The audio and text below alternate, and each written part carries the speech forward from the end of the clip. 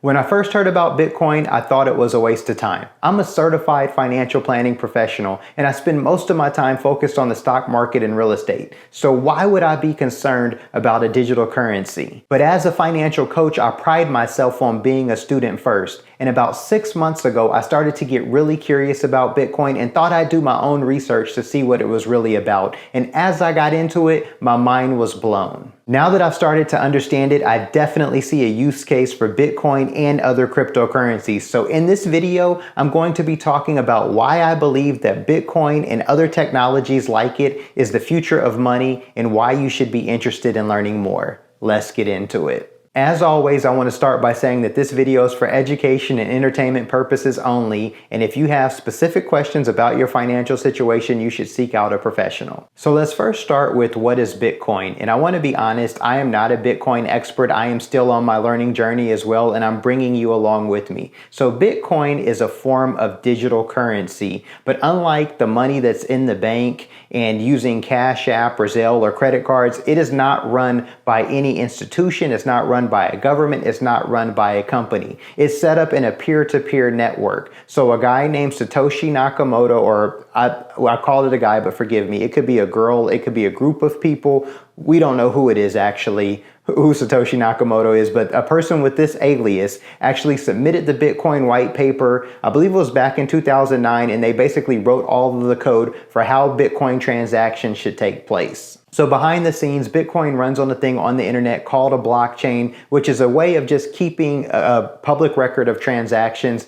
I don't really know a great technical way to break down explaining blockchain, but I'm going to link a video below that I found on YouTube that is it like draws out pictures and it explains blockchain well, but I think that it would be a real helpful video for you to check out. But it runs on a blockchain, and it is a way of making transactions peer-to-peer. I once read this one thing that it said it's almost like being inside of a Google sheet. So it's like when transactions are being made, you can see what else is doing. Like if you've ever worked in a Google sheet, you know, like multiple people can work in the Google sheet at one time, and that's what Bitcoin is like. Whereas if you work on Word doc, and I grew up working on Word docs and Microsoft Excel, and no shade to anybody who works on either one. This isn't something against one or the other, but you know how like when you're on a Word document, you have to do whatever changes you want to do in that document, you save it and you email it to someone else. And so somebody can't see what's happening in the Word document in real time, maybe somebody who's co-authoring the document with you. The same thing kind of like what's happening in a bank. Like if you write a check, your bank is doing stuff behind the scenes to process the check, and then that money goes into someone else's account. Or if you send a Zelle, I know most Zelles are same day, but sometimes they're not. You know, I bank with a couple banks that don't do same day Zelles, so sometimes they're not. But with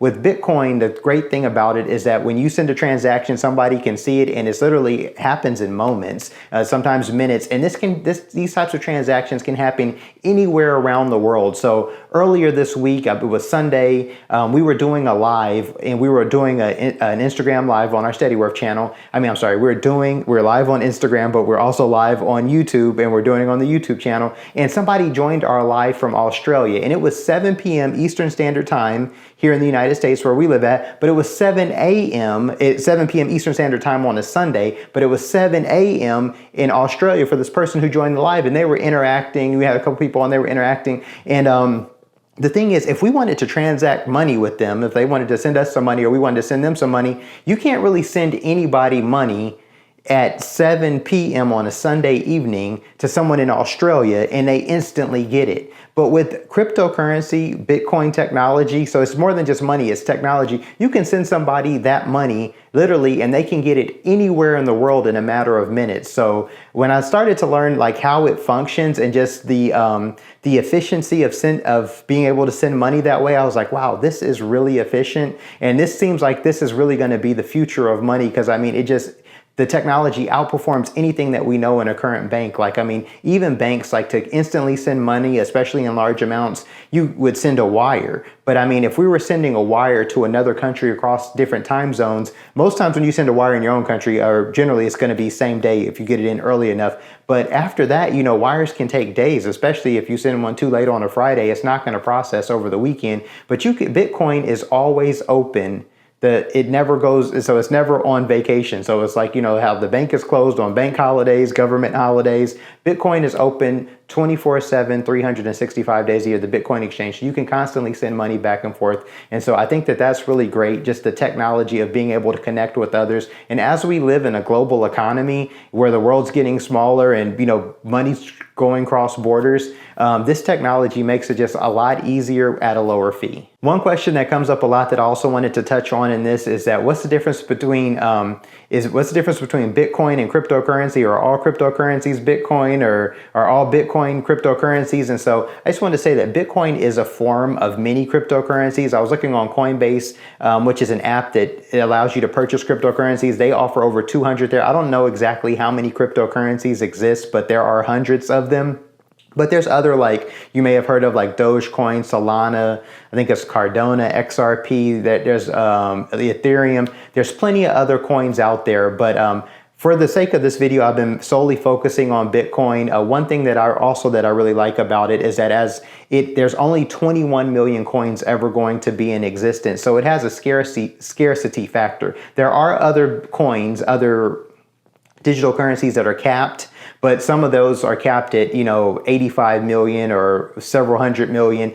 Bitcoin is the lowest, currency is capped at the lowest amount, which is 21 million that will ever be in existence. These coins are mined over a course of years. So right now, I believe there's 19 million in circulation. And as more coins are mined, it kind of slows down the mining process. So I believe that it will take until like 2030 something or 2040 something for all of the coins to be mined. But the thing is that there's a scarcity value connected with it, because since there's not a limited supply of coins, that's also what makes the coins retain their value and even go up in value. I mean, imagine something like a rare car, like a 1955 Corvette or something like that. Like back when they first came out, there was hundreds, if not thousands of them. But now, to get one, find one in great condition, there's probably only hundreds left. I don't know exactly how many, but that's what drives up the value. Scarcity is what drives up the value when you don't have a lot of something going around. And one thing that as we continue on with Bitcoin, since there's not that many, it will continue to hold its value and even go up. If you're getting some value from this video, please go ahead and hit that like button for me. Also, if you're ready to start investing in Bitcoin, please use our Coinbase link below. When using this Coinbase link to make your first purchase, you'll get $30 of free Bitcoin, and also we will receive $30 in free Bitcoin as well. It's an awesome way for you to support the Steadyworth channel, and we will greatly appreciate your support. Now back to the video. So one of the primary reasons why I changed my mind about getting into Bitcoin is once I started to read more about it and understand it and how it compared to fiat currency or government currency, I started to understand. I found this quote, I forget who quoted it, it was not me, but it said that government currency is created to be inflationary, whereas Bitcoin is created to be deflationary. Let me break that down. What does that mean? So government currency is set up in a way where they can print more money and create more money. And like I just mentioned in the car example, the more of anything that exists, the less valuable it is. Whereas the least amount of stuff that exists, the more scarce it can be. And so back in the day, back in like the Roman Empire time, you used to have governments would collect all the coins. Back when they had gold coins, they would melt them down. And mix other metals in to create more coins. Now we don't have, and then they would take the excess coins and the government could take those to spend and do what they want to do with it. Now the government doesn't have to collect coins. They can actually just turn on money printers and print money. But the great thing about Bitcoin is that no company, no government, no bank, no one can create any more of it, because since there's a fixed amount and it's global, it's a global asset, no one actually controls it. And so it's supported by people believing in it and the value that it has. Just like, the government money, we basically believe, or we believe because the government says, hey, we back this. And so we assign a value to it. But now that more people are moving to digital assets such as Bitcoin, they're assigning values to it and it's going up. If 10 years ago, if you owned if you had $100,000 in cash and it was just sat in a bank back in 2015 in 2015, now in 2025, 10 years later, that $100,000 in cash would have lost its buying power. It wouldn't be able to buy as much goods and services as it could have bought back in 2015. Whereas if you had $100,000 in Bitcoin sitting on an exchange for the last 10 years, it would actually buy more than 10 times what it is.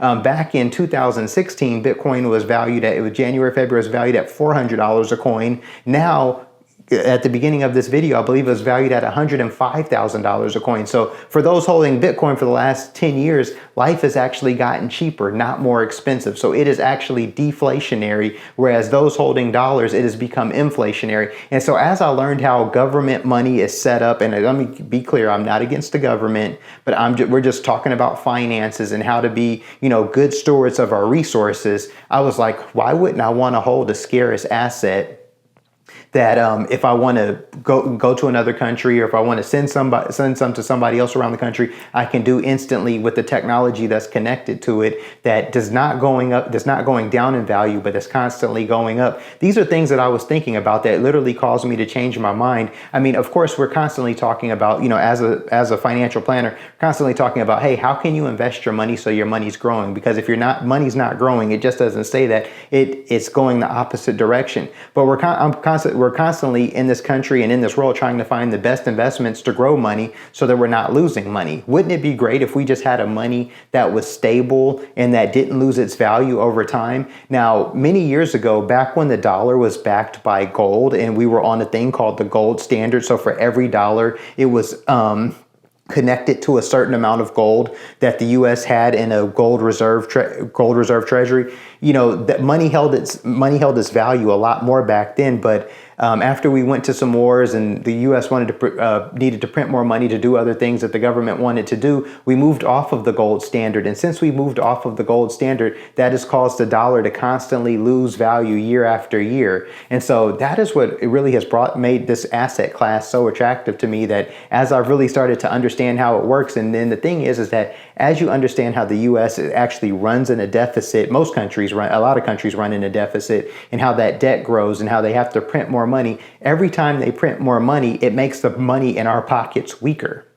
So that's why, it's not really advantageous to hold US dollars. That's why you want to have your money invested in something like real estate, why you want to have it invested in something like stocks, bonds, ETFs, businesses, things that are growing.